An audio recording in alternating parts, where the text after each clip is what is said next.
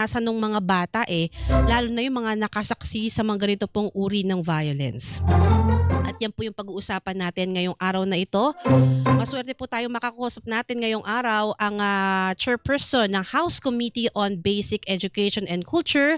Wala pong iba kundi si Pasig City Representative Roman Romulo. Magandang umaga po, Congressman, and welcome po sa Super Radio DCWB. Good morning, Isa, at sa lahat na nakikinig na nanonood po, good morning po sa ating lahat. Yes, mga kapuso, live na live po via Zoom si Congressman Romulo. Pwede niyo po siyang mapanood sa ating Facebook page, sa Super Radio DCWB 594 at sa ating YouTube. Yun nga po no, Congressman, sobrang nakakabahala po at nakakalungkot. Ito pong panibagong insidente ng karahasan, pamamaril po sa isang eskwelahan sa Zamboanga City. Pero yun nga po hindi po ito yung unang pagkakataon na nangyari po yung ganitong sitwasyon. And may mga kasamahan nga po kayo sa Kamara nagsabi, teka parang di na to isolated case. Ano dapat yung pagtugon dito ng ating gobyerno at kayo po sa Kongreso? Ano po yung kumbaga maiko-contribute po ninyo para maiwasan na po yung mga ganitong insidente? Yes, Isa, actually una, lahat naman tayo nalulungkot dito sa pangyayari, pero sa totoo, kailangan meron tayong gawin. At para sa akin, yung pinakaunang hakbang ay talagang ngayon ay nandun sa Executive Department at sa PNP. Mhm. Siguro talagang kailangan, alam natin nabanggit mo kanina, Isa, marami mga estudyante, teaching, non-teaching personnel, mga magulang, kahit papano, kinakabahan ngayon kung safe ba ang ating mga paaralan. Mhm. So yung first step po talaga, kailangan po talaga ay maging stricto muna ang ating DepEd, ang PNP sa ating mga schools, yung entry-exit points nila, at syempre bantayan po nila. Kasi sa ngayon, kailangan talaga mabalik yung tiwala, yung feeling po ng mga estudyante, teaching, non-teaching, magulang na safe yung paaralan. Mhm. Again, Isa, ayaw naman natin panghabang buhay ganito. Opo. Pero right now, walang choice. Kailangan talaga mapakita ng DepEd, PNP Mhm. na talagang sa mga magulang, teaching non-teaching estudyante na safe yung ating mga paaralan. At mapapakita lang po yan Mm. pag napakita nilang binabantayan nila, strict sila, at talagang wala hong makakalusot po muli. Mm. Again, pansamantala lang po yan. Baka ilang buwan natin kailangan gawin ito na stricto. Mm. Pero pagkatapos po nun, diyan na po talaga papasok sana yung tamang implementation ng mga iba-ibang batas Mm. na ating nagawa. Kasi sabi nga po, marami akong nababasa, naririnig, sinasabi ng marami na hindi naman po yung punot dulo lang po nito ay simple lamang Mm.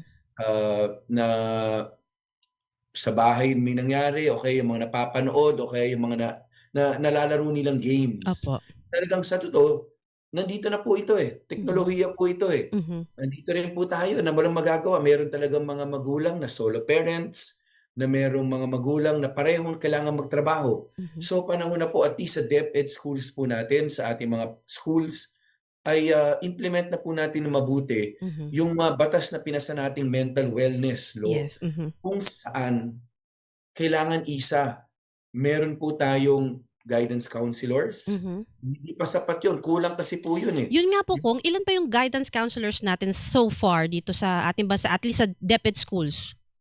Well, sa totoo po in fairness sa DepEd, matagal na po may items talagang silang binubukas diyan. Mm. Ang plano naman siguro po nila dati pa ay ma-expand ito dahil nakita naman nilang kailangan. Opo. Pero kung titingnan natin, Isa, there was a time 5,000 yung items na binukas nila. Mm. Pero sa totoo, mga 1,000 or 1,500 lang ang naging takers Ay nito. bakit po? Bakit daw po? But bago po 'tong bagong batas na ito, Mm. ay walang karera kasi po Okey. Para Mhm. pumasok, kung registered guidance counselor ka, ang requirement, may masteral program ka. So Mm. imagine, may undergrad kang 4 na taon, magto 2 years ka pa, and then may qualifying exam ka pa. Tapos pagdating mo sa DepEd, pag nag-apply ka, ang salary grade mo 11 to 13 lang. So ang Mababa. baba. Mm. So under the new law, inangat na po natin yon, salary grade 16 to Mhm. 24. Pero Isa, kahit na inangat natin yan, ang problema ngayon, capacity building. Mhm. When the law was passed about siguro 2 years ago po, Mhm. kung naalala ko po yun, mga 1 year before the passage of that law, ang sinasabi sa atin nun, sa buong Pilipinas, ang meron lang tayo, humigit kumulang 5,000 Mhm. na registered guidance counselors or psychologists. Mhm. Siguro mga 2,000 pa yung psychologist. We have about 47,000 DepEd schools, mga 45 to 47,000. Mm. May private schools pa tayo. Kulang na May kulang 'no? may private practice pa sila. So Mm. doon pa lamang kulang na talaga yung capacity natin to provide Mhm. for registered guidance counselors. Kaya under the new law, kung maalala mo isa, no, lagi natin sinasabi, nag-create tayo ng bagong item. Ito Mhm. yung School Counselor Associates. Hindi sila registered guidance counselors pa, pero nakapagtapos sila ng kolehiyo, Mhm. meron silang 18 units of behavioral science, tapos binigyan natin sila ng karera. Mhm. Again po, no, ngayon po, may 10,000 items na po yan. Binigay po yan ng administrasyon ng DBM ng Malacanang for this year. Mhm. 10,000 items. Opo. Pero alam din natin, hindi naman po ganun kabilis. Mhm. Punuin yan. Kasi hindi naman po pwedeng hire ka lang ng hire. Kailangan Mhm. competent, qualified. Opo. So talagang may capacity building pang mangyayari. Pero kahit mapuno natin yan, hopefully next year, Mhm. dagdag. Kasi 10,000 items lang po. Mhm. Sabi ko nga, more than 40, mga almost 47,000 DepEd schools. So, Mm. kulang na kulang po talaga, ika-cluster na muna siguro yan. Opo. Pero alam natin, nandito na. Kaya, sorry isa, no? Pero Mm. ito ang sinasabi natin. Kaya mahalaga po yung mga magulang. Yes. Mhm. Kanina, ang magulang, alam natin, talagang working hard para sa pamilya nila. Mhm. Marami tayong solo parents, Mhm. parehong magulang nagtatrabaho. Meron din po mga may sakit na magulang kaya hindi rin makapag talagang yung Makas isang spouse siya talaga ang talagang magtatrabaho para sa Opo. kanilang lahat. May Mm. OFW rin po tayo na mga Correct. magulang Mm. kasi Mm. para maka-provide sa pamilya nila. Mm. Pero despite all, alam natin po yung hardship, yung hirap, challenge ng mga magulang, pero Mhm. responsibilidad po natin yung ating mga anak. Opo. Sa Kanina po totoo. opo. Kanina po kung meron kayong nabanggit about technology, kasi dahil nga po sa mga nakalipas na mga, incidents nga po ng school violence 'no, may mga nagsusulong na iban na ang, social media, iba na yung Facebook, 'di ba? Kasi tulad nitong nakalipas, yung pong nangyaring pamamaril na i-live pa pala sa Facebook, Congressman, Romulo. So kayo po, nakikita niyo ho ba na kailangan talaga panahon na na i-ban sa mga kabataan ang social media? Kasi alam ko po may panukalang batas din po sa Kamara ngayon banning social media, at least mga 15 years old po ba, below. Kayo po? Yes, isa totoo yan yung sinasabi mo. Since last year pa po, dinidinig na po sa Committee on Welfare of Children yung panukalang batas na i-ban yung social media. Tapos eventually, habang dinidiscuss yan, nasama na rin yung online gaming. Mhm, Last online week po, gaming. nung Lunes, para patapos na po kami, malapit na po kaming matapos sa isang a bill na gusto namin i-present sa plenaryo at sa committee. Mhm. Ito po, kasalukuyan yung version niya, ang 'pag under 13 ka, Mhm. meron tayong ban sa social media and online gaming Opo. platforms. 'Pag below 18 ka, but over 13, 13 or over, ang sinasabi natin, ire-regulate natin. Regulate. Mhm. Meron mga features na kailangan nating i-ban. Ano yung maganda dito sa bagong panukalang batas? Una ay sinasabi na natin lahat ng social media platforms, Mhm. lahat ng online gaming platforms na gustong mag-provide ng platform sa Pilipinas, kailangan magkaroon na kayo ng Philippine presence. Mhm. Kung wala kayong Philippine presence, iba-block po kayo. Sinasabi natin, i-block kayo ng DICT. Opo. Kasi kailangan po may jurisdiction po tayo dito sa mga social. Hindi natin sinasabi na mali ang ginagawa nila. Mhm. Pero ang sinasabi natin, kailangan naman magpasakop kayo sa jurisdiction namin Correct. sa Mm. Pilipinas. So kailangan kayo magka-Philippine presence kung gusto niyo mag-offer ng social media platform Mhm. or ng tinatawag na online gaming. Mm. At dito, kailangan po, kung hindi, sa sinasabi natin, i-block kayo ng DICT. Opo. So, doon po tayo ngayon. Ano yung features na gusto natin i-block? Mhm. Alam natin pag masyado namang gory o violente sa Mhm. mga online games, siguro naman kailangan may parental guidance talaga yan. Correct. Mm. Kailangan ma-regulate po talaga yan. So, Mm. kung below 18 ka, regulated yan. Pag below 13 ka, bawal yan kasi Mm. sobra naman po kung masyadong gory, masyadong Mm. violent. Pangalawa po, yung mga games po na merong mga chat, Opo, yan pala, yes, o kaya puwedeng magkaroon ng conversation do'n o communication, mm. kailangan rin po 'yun i-regulate na 'yun. Kasi baka Kailangan yung po mga nakaka-chat ng mga bata kung 'di ba parang baka adult pa yun tapos may ibang inuutos ano? that is correct, Isa. That is why sana again ano, 'yun yung hinihingi nating pag-unawa sa taong bayan. Mm, Alam ko very divided, merong mga nare-receive akong messages na huwag i-ban gano'n, pero mm. merong mga features na kailangan nating i-regulate. Opo. Pangatlo, Isa, yung mga shorts. Shorts, yes, opo. O, 'di ba ang dami na nagsasabi sa atin na minsan kahit nga yung mga matatanda, kahit tayo, minsan 'di ba yung shorts, scroll ka ng scroll, Mm, Before you know it, ilang oras ka nang nagso-scroll. opo. That affects according to mga nakakausap natin sa committee, that affects yung attention span Mhm, nung ating mga mag-aaral, mm, that affects yung sleeping mm. habits ating mga mag-aaral. Totoo po yan. Kailangan na naka-focus sila. Mm, So again po ano, so far ta's gagawa po tayo ng classification board mm, para dun sa mga games. Alam ko sinasabi niyo, classified na yan. mm, Kailangan naman tayo rin dito sa Pilipinas, mhm, nakikialam sa opo. classification Parang kasi MTRCB po ito, tama po ba akong? yes, Mm, opo. Kasi ang naapektuhan, kabataang Pilipino. mm. Bakit tayo aasa sa iba na Tama. sila ang magsasabi kung safe o hindi safe 'yan? Mm, Kailangan tayo rin naman, dapat may tindig tayo at kaya naman natin. opo. Again po 'no, nandidito na po tayo, hopefully matapos na po namin. Pero again, Isa 'no, we welcome all suggestions, all criticisms. Kailangan maayos Mm, yung bill na ating, maihahain, mapresenta. Pero again, Isa kasi tinatanong sa'kin nung iba, mm. yung Australia kasi yung naunang model, 'di Yes ba? po, Pero alam natin yung Australian model hindi naging fully successful. In fact, nag-a-adjust sila. mm, Alam natin bakit sila iba-ibang rason ba't sila nag-a-adjust. mm. Meron may nagsabi sa ating PWG na may pag-aaral lumabas na 1 out of 3 parents ay pinapayagan din nila yung mga anak nila, Opo, kahit may ban. So mm, makikita natin yung kahalagahan, mm. yung importansya ng kooperasyon ng ating mga magulang. Opo, Lahat itong mga panukalang batas hindi magiging successful kung hindi rin tayo magko-cooperate dito sa mm, batas para naman 'to sa best interest ng mm. kabataang Pilipino. Opo, Yan lang naman 'to, Kung Gusto lang natin mm. best interest. Totoo po 'yan. Kung Romulo, meron na po ba kayong timeline or target na, maaprubahan po ito sa committee level at, yun nga po maiakyat na sa plenary for approval din po? Meron po kayong timeline or target?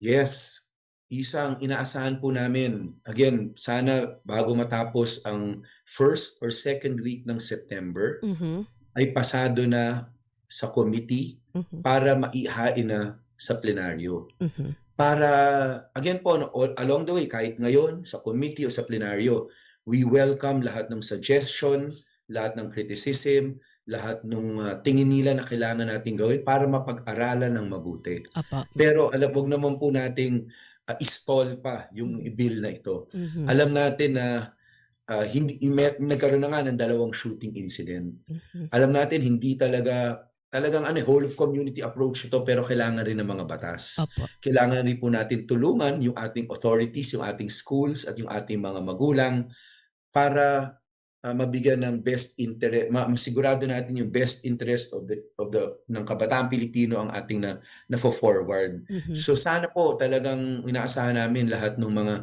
suggestions, kritisismo, pero 'wag naman natin hintuin mhm, yung, progreso ng bill kasi mhm, 2 shooting incident na po tayo. Other mhm. than that, meron na rin po mga May stabbing stabbing, incidents, mm, opo.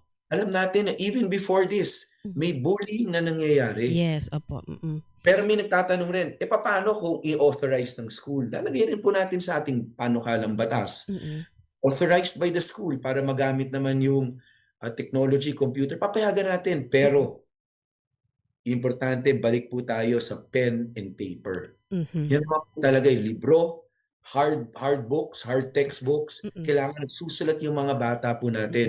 Yun talaga po yung pinaka-effective way na masigurado natin yung quality of quality education, pero Mm. hindi naman natin sinasabi shout out Mm. natin ang Pero technology. yun nga Kailangan po, lang opo, yun tama. buti na-open niyo po yan Congressman Romulo 'no. Kasi may mga nagsusulong din po na ipagbawal na yung paggamit ng mga cellphone sa loob ng schools. Kumbaga hindi na puwedeng Yes. ipasok sa mga classroom, bawal na talaga as in ban. Pabor po ba kayo dun? Yes, we are in full agreement with that. Hindi lang cellphone, Mm. pati yung mga laptop, computer, lalo na dun sa 13 and below, 'di Opo. ba? Yung 50, yun talagang kailangan. Pero kung kasama siya, kunyari meron mga competency na para matuto naman yung bata, yung paggamit ng computer, yun, pag authorized ng school, Mm. papayagan naman natin po yun. Opo. Kasi, again po, hindi naman natin gusto, ayaw naman po natin na parang bigla lang pagdating na senior high school, biglang bagong-bago ang computer sa bata. Hindi lang po Mm. yun. Alam naman Mm. natin ang totoo. Mm. Talagang may value pa rin ang teknolohiya. Pero as a general rule, hindi natin papayagan Mhm. except for yung exceptions na authorized by the school authorities, part of their curriculum. Payagan naman po natin yan. Mhm. At siguro po yung reasonable naman yung below 18, over 30 na features yung ating ibaban, Mhm. hindi naman yung paggamit ng buong buo. Opo. Pero again po, no, dito po mahalaga yung mga magulang. Yes. Kasi siguro 8 hours nandoon sa school, Mhm. pero karamihan ng oras nandoon sa bahay. Mhm. Alam ko na busy lahat ng magulang, pero para best interest 'to, sana yung ibang sa pamilya niyo na may iwan na Mhm. magbigay ng gabay, Mhm. ay talagang mag-usap-usap na po ang mga pamilya. Mm. Best interest po talaga ito nung bata para Mahalaga po talaga. masigurado lang na yung kinabukasan niya ay Mm. mapoprotektahan. Congressman Romulo, ngayon po sinimulan ng talakayin ng Kamara yung, panukalang 2027 national budget and, batay nga po dun sa presentation ng Department of Budget and Management or DBM, number one pa rin naman po, 'di ba, yung Department of Education sa paglalaanan ng pondo under Yes, the proposed, budget. Pero kung yes. kayo po ang tatanungin bilang chairperson po ng House Committee on Basic Education and Culture, ano po yung dapat na maging focus nung magiging pondo na ito ng Department of Education at ano pa yung dapat na buhusan ng allocation lalong-lalo na nga po sa ganitong nasa gitna tayo ng sitwasyon na may mga, incidents po na nangyayari sa mga schools? Alam mo, isa pagdating ng basic education, marami talagang pangangailangan. In fact, maraming kailangan, pero ginawa ko po, ang pine-present ko po sa mga kasama natin sa camera, sa mga nakakausap ko, ay may tatlong malaking issue. Mhm. Una, nutrition. Nutrition, mhm. Pangalawa, human resources, Mhm. yung pag-promote ng mga teachers, pag-hire ng guidance counselors at student counselor associates, at yung classroom building. Yan talaga po yung tatlo na pinaka siguro aside from marami pang iba, pero yun yung Mm. tatlong big ticket items na kailangan bigyan talaga ng pansin at ng Mhm. pondo. Pero alam din natin totoo, isa Mm. yung pinaka mayaman na bansa. Baka itong tatlo nga na ito hindi natin kayanin. So ang sinasabi ko lagi, mag-prioritize tayo. Opo. Para sa akin, ang pinakauna po diyan isa, yung nutrition. Mhm. Kahit saan meron tayong 23 to 25% na stunted ang growth Ay, mm. ng ating kabataang Pilipino, Mm. yung pagtapak nung pagdating ng 5 years old. Mm. Pero sinasabi sa atin ng mga eksperto, pag stunted ang growth, hindi lang physical yung stunting diyan, pati yung cognitive abilities niya Yes, ay mm. masa-stunt at hindi na niya mare-reach yung full potential niya. So Mm. sinasabi ko nga, kung merong kailangan i-prioritize, nutrition yon. Lalo na Mhm. yung below 5 years old, yung key stage 1, yung K to 3, Mm. at syempre yung undernourished 4 to 12. Ngayon po, ang ginawa ng national government, in fairness po, ang ganda ng ginawa. Universal na yung K at yung grade 1. Mm. Pero isa, pag titingnan mo, pag sa universal coverage ng nutritional program nila, about 26 billion ang ginagastos diyan. Yun ang pagkaalam ko, 26. Mhm. Or malaki rin po eh. Mm. So kung i-cover natin lahat ng undernourished below 5, Opo. K to 3, hindi lang K at 1, at lahat ng 4 to 12, definitely po, mas malaki sa 26 to 27 billion. Mm. If I remember correctly, ang estimate nga po, yung universal application K to 3, mga 52 to 54 billion yan. So wala pa Mm. yung below 5 na mas mahalaga Opo. at pinakamahalaga. So yung pa lang po, kung meron kailangan buhusan po ng pondo, dapat yun. Mm. Pangalawa, yung human resources. Mhm. Kulang pa po ba Kasi tayo sa teachers?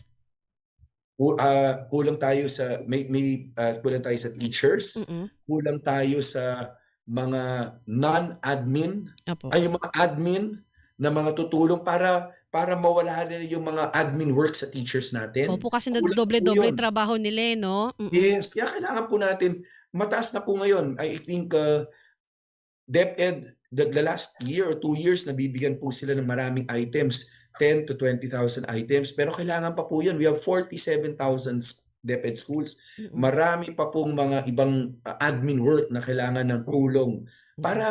para yung overwork ng yung burden sa teacher, Mm. focus na lang siya sa academics, hindi na Opo. sa admin work. Mm. Pangatlo, yung guidance counselors. Mm. Kailangan po natin nurses. Nurses. Kailangan po natin yon. Ang dami po. Kaya nga human resources ang kailangan nating i-develop. Mm. Mahalaga po yan. Doon pa lang sa dalawang yun, ubos na. Sabi ko nga, sa classroom building, mahalaga Ito yan. po, yun nga po, yung sa classroom, buti po na open nyo rin po yan. Kasi naalala ko, noong nakalipas na budget briefing, may sinabi po si ACT Teachers Party List Representative Antonio Tino na 700 classrooms lang po yung parang popondohan, pero ang kulang pa ay 160,000 classrooms. Tama po ba? Ang estimate po before the year began was about 165,000 classrooms. Ang sabi sa atin ng DepEd, before the year ends, mapupunuan nila yung iba doon. So mabababayan to about 140 plus. Malaki Opo. pa rin po yun. Ang laki nun, Plus, oo. meron tayong classrooms na aabot na po ng 50 years. Mhm. So ang estimate po dyan ng EDCOM2 is about 50,000 classrooms by 2028. So sa totoo po, ang hirap habulin yan. Mm. So para sa akin, mag-focus muna po tayo. Kasi hindi naman po, hindi naman infinite yung budget eh. So mag-focus tayo sa nutrition, Mhm. human resources, Opo. investment sa teacher, guidance counselors, admin work Mhm. para talaga maka-focus sa teaching, at siguro yung mga merong 3 shift, Mhm. doon muna po tayo. Mag-focus po tayo sa voucher system natin. Yeah. Yung pinapayagan po natin yung mga estudyante pumunta sa private Private schools. schools, opo. O kasi ang hirap po mag-construct, ang hirap mag-build. Mm. Hindi po natin matatapos po yan, o siguro hindi rin magkakaroon ng malaking dent Mhm. sa 140 plus thousand na shortage in 1 or 2 years. Opo. So para sa akin, focus na tayo na siguraduhin natin yung batang Pilipino, yung Mhm. full potential niya, mararating niya Mhm. pag hindi siya stunted. Mhm. Bawasan natin ng gusto yung stunted, yung sinasabi 23 to 25% na stunted na kabataang Pilipino. Doon tayo mag-focus, ibaba po natin yung rate na yon, Mhm. at doon po sa maka-focus yung teachers natin sa pagtuturo, Mhm. para dapat may admin work, guidance counselors para security ng ating mga eskwelahan. Kasi Yan po minsan 'di ba talaga yung yung mga teachers pinakamahalaga. kung kapag umuwi sila ng bahay, nagtatrabaho pa rin sila, 'di Yes, kasi ba? kailangan check, mag-aral rin, di ba? Correct. So, again po, kung kaya ng Pilipinas, Mhm. lahat ito ma-budgetan natin, okay yun. Pero ang tanongin natin, kaya ba? Opo. Kung hindi naman, mag-focus na tayo. Mhm. Mag-prioritize na tayo. Opo. Kung ito, maiba lang din ako ng topic kasi nung mga nakalipas na araw, ang daming class suspensions, 'di ba? Dahil sa sama ng panahon, habagat, may mga recent na bagyo po. And kung di po ako nagkakamali, tinutulak po ng EDCOM yung tinatawag na granular class suspensions. Kayo na po ang magpaliwanag sa ating mga kababayan kung ano ba tong granular suspensions or class suspensions, para mas nakikita niyo po ba na mas effective po ito kaysa dun sa kasalukuyan pong ipinatutupad? Para sa akin, ang ibig po sabihin po ng granular suspension, kasi alam naman po natin, again, baka naman hindi naman po yung buong syudad Mhm. o yung buong probinsya ang apektado. Opo. Pero sabihin na natin na nag-suspend na po yun sa buong probinsya, sa buong school. Kasi safety ng bata yan eh. Opo. Okay na rin po sa akin yan na mag-suspend yan generally. Ang mas importante, yung granular na resumption ng pagbabalik ng klase. Kasi kunyari, nagkaroon ng malaking typhoon. Pero yung particular na barangay na yon, particular na syudad na yon, okay naman sila. Mhm. Pwede na, hindi naman nagamit na evacuation center, hindi naman nagbaha masyado o nag-subside na. Mhm. Dapat po yung mga teachers natin, principals natin, o lalo yung principals at yung SD, o natin, mabigyan ng kapangyarihan na agad-agad Mhm. mag-resume na ng paaralan Opo. para hindi masyadong maraming classes Mhm. ang nawawala. Itong last ano po, parang 2 weeks more or less ang nawala, eh. Kasi Mm. meron pa nga pong mga walang pasok, eh, Mm. hindi naman lahat dahil sa habagat ano, pero nagkaroon din ng talagang holidays, eh. Opo. Pero Mm. kung lahat po 'yun ay kailangan all or nothing, mahirap po. Kailangan talaga granular. Opo. Kung kayang granular suspension, mas maganda. Mhm. Pero ang mahalaga yung resumption of, classes, granular na po 'yun. Dapat, Mhm. meron naman po tayong mga seminar sa mga, principal natin, teachers, parang bigyan natin sila ng comfort level Mhm. na kayo na ang magdesisyon. Opo. Pagtapos ng habagat kung wala namang baha diyan, Mhm. wala naman di naman naging evacuation center, Mhm. mas maganda na kayo na mag-decide, "Oh, mag-resume na tayo." Mhm. Para yung mga kasi meron marami na naman po sa schools at mga magulang, Opo. meron na rin silang mga Viber chat groups o Yes, Messenger. opo. Mm. Mabilis na rin sa kanila magsabi, "Oh, maayos yung paaralan natin, resume na tayo." Kasi ang totoo, wala talagang kapalit yung face to face, eh. Totoo po. Yung online, Mm. sige talagang minsan kailangan talaga pero hindi talaga siya as effective as Mm. face to face Mm. pagdating ng quality of education. Ayan, naku yan. Although kanina po nakausap po pala dito sa amin si Dr. Carol Markey, Executive Yes Director po. po ng EDCOM. At yun din po nabanggit niya na ipipresent po ng DepEd sa Malacanang yung pag-amyenda sa Executive Number 66 po. Tama tama po ba? Okey. Yung pong regarding sa suspension ng klase at trabaho. Pabor naman po kayo doon ano, sir? Talagang ano, kung, kailangan talagang maamyendahan, Mm. gawin natin mas granular talaga. Opo. Kasi Mm. lalo na 'pag probinsya. Kasi 'di ba ang Pag-asa naman in fairness, kung naalala mo last week nung nagbibigay sila ng mga updates nila, kahit nga Metro Manila, hindi naman lahat buong Metro Manila ang lagi nila sinasabi na orange or red. Mm. May mga parts silang sinasabi na yellow naman. Opo. So, habang baka talagang granular na po, talagang mas Mm. ano, mas specific na po talaga. Ayun. And with that po, Congressman Romulo, maraming pong salamat sa inyo pong pagbibigay sa amin ng panahon dito sa Super Radio DCWB. Lagi po tayong mag-chat-chat kapag po may mga issue na dapat pag-usapan at makapanayan po namin muli kayo sa aming programa. Maraming pong salamat! Thank you, Isa. Have a good Sunday to all. Yes, happy Sunday po, Congressman. Yan po si Pasig City